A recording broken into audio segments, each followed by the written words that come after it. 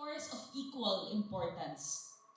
The World Health Organization explicitly defines health as a state of complete physical, mental, and social well-being, and not merely the absence of disease or infirmity. This being the case, there is really no health without mental health. The Republic Act number 11036, or the Mental Health Act, defines mental health as a state of well-being in which the individual realizes one's own abilities and potentials, copes adequately with the normal stresses of life, displays resilience in the face of extreme life events, works productively and fruitfully, and is able to make a positive contribution to the community. Basically, it is a person's condition with regard to the emotional, psychological, and social well-being. It is a state of one's mind, and it also affects how we think, feel, act, and help determine how we handle the stress, relate to others, and make healthy choices. Maintaining good mental health is very significant not only to a person's life, but to the society as a whole. In the historical proclamation number 37 of then President Ramon Magsaysay, he emphasized that a sound mental health is necessary to the attainment of individual happiness and efficiency, to the establishment of peace and order, and to the promotion of economic and cultural progress. When we feel mentally well, we can work productively and contribute actively to our communities. But when we give in too much to anxiety and stress without taking proper care of our mental health, mental illness or disorders arise, such as depression, anxiety disorders, schizophrenia even, and suicide, among others. It can affect anyone, regardless of age, gender, or background. These mental health challenges have a profound impact on the dynamics of our daily lives. Notwithstanding its impact, mental health illness is one of the underestimated factors that affect our everyday life. Mainly because it cannot be easily seen or detected in plain sight, unlike physical illnesses. However, because of its proliferation, mental health illness may be categorized as a pandemic because it affects more people than we know and think. Mental health is invisible. It is silent. And once it manifests, some would realize that it is too late. We commonly think that mental health disorders are only associated with depression, anxiety, stress, and the like, but we fail to recognize and identify whether the people we come across are afflicted with mental health illness. In the UNICEF Country Report 2023, in East Asia and the Pacific, almost 1 in 7 boys and 1 in 9 girls aged 10 to 19 years had a mental disorder, with suicide as the third leading cause of death among 15 to 19 years old in the region. Every year, almost 46,000 children between the ages of 10 and 19 end their own lives, or about 1 in every 11 minutes. The Department of Health estimates that at least 3.6 million Filipinos are facing mental health issues, such as depression, substance use disorders, and mood disorders, among others. Meanwhile, the Department of Education found that among the 28 million student population, 404 students ended their lives. 2,147 learners had attempted to end their lives in the year 2021. This means there was an average of 40 suicides and 214 attempts within that period. Roughly about 775,962 learners sought guidance counseling from a guidance counselor. Kulang po ang mental health professional sa ating mga paaralan. Of the 60,157 schools, there were only 16,557 guidance officers, and 2,093 registered guidance counselors. DepEd Assistant Secretary Dexter Galban shared that there are about 1:14,000 ratio of mental health professionals with the students. Far from the ideal, which is 1:500 in the Philippines, or even 1:250 in the world. With 1:14,000, we computed it with only 3,800 students. 3,800 lang po ang pwedeng makausap ng isang guidance counselor in a span of a year. Sa isang buong taon, if you have 8 hours a day, you can only talk to about 3,800 students a year. That's very, very far from the 28 million student population that we have. In fact, this is just a 30-minute conversation. This is not even an hour of conversation per student. So, the lack of health professionals in the country is very, very apparent. So, next, the National Center for Mental Health reported also that 9.7% of the overall number of calls that they received were suicide-related. 251 were from minors due to the feelings of sadness, anxiety, stress, bullying, family problems, and academic concerns, among others. The NCMH shared that from January 2022 to September 2022, just about 9 months, 1,615 children asked for consultation.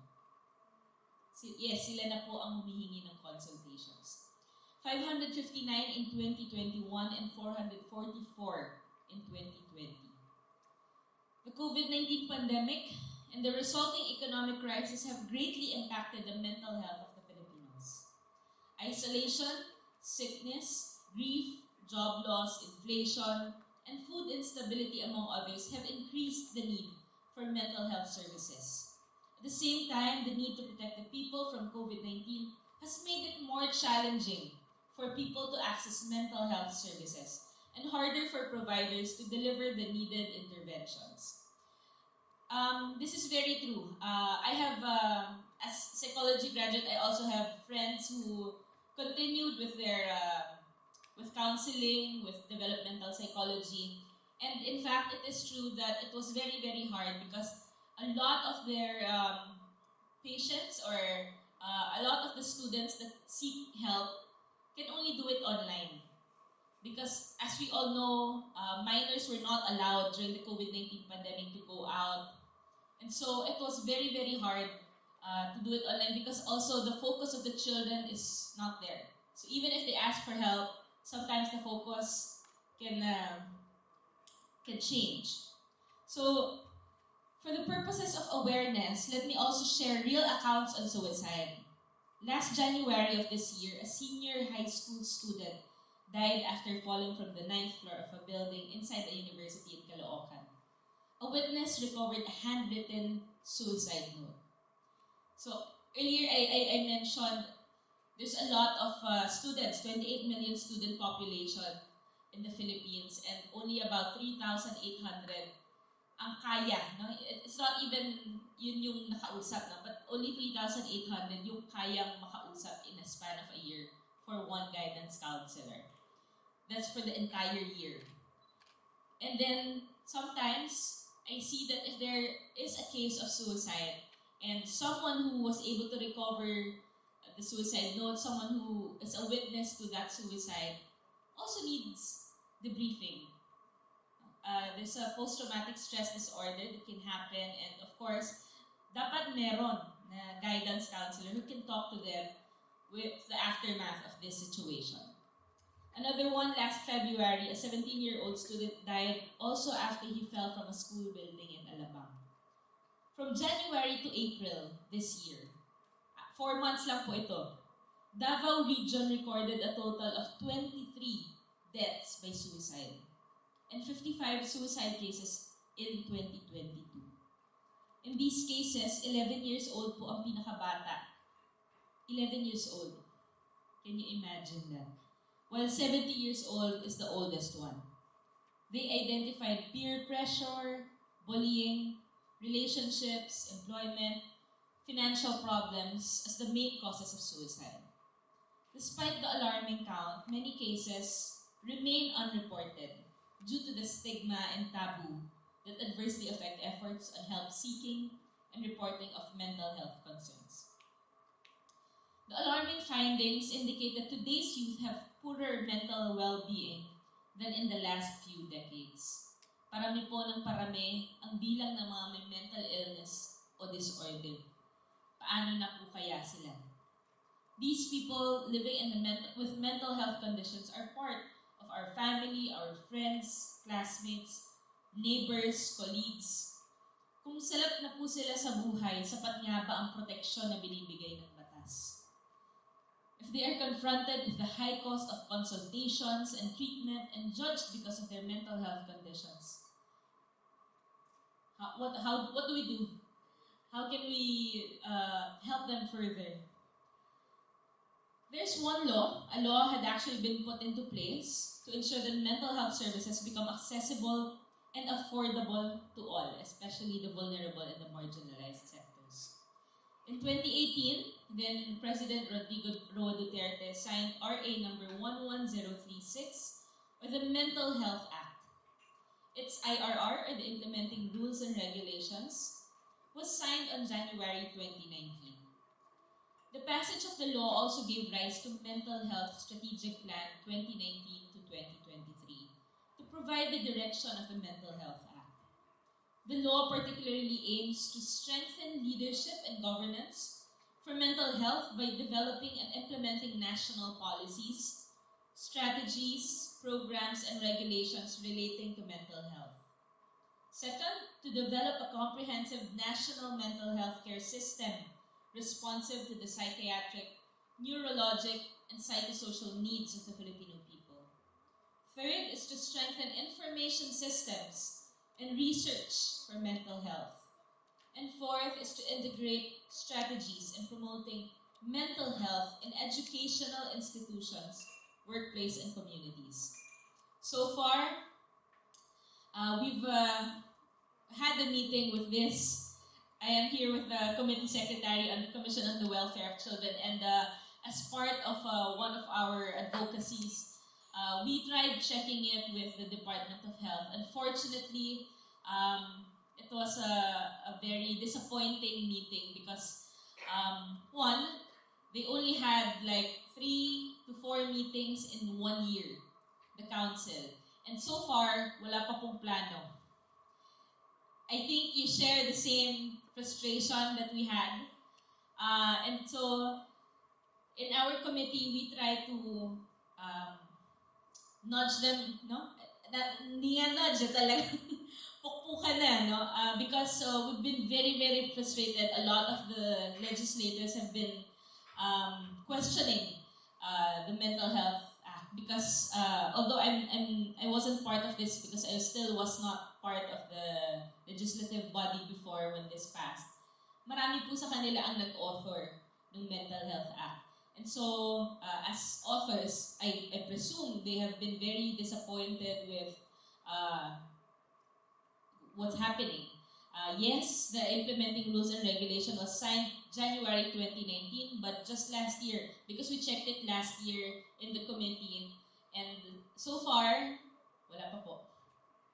And ako pa ang nahihiyang magsabi sa inyo o mag-report sa inyo ng kalagayan natin dito. But as also the Vice Chairperson for the Committee on Appropriations, we also checked last fiscal year, they only got 1 million pesos as their budget. So I guess you can say na talagang the support is also not there. No? 1 million, kaya naman siguro the office is still not working. So this year, this time around, we were able to get the support of the Department of Budget and Management. We have 628 million. So that's a good news.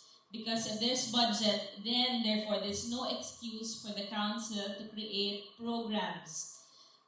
In fact, no, it's not even the council anymore that's doing the programs. Marami na po, no? The Department of Health, I was with ASEC Galban yesterday also, and we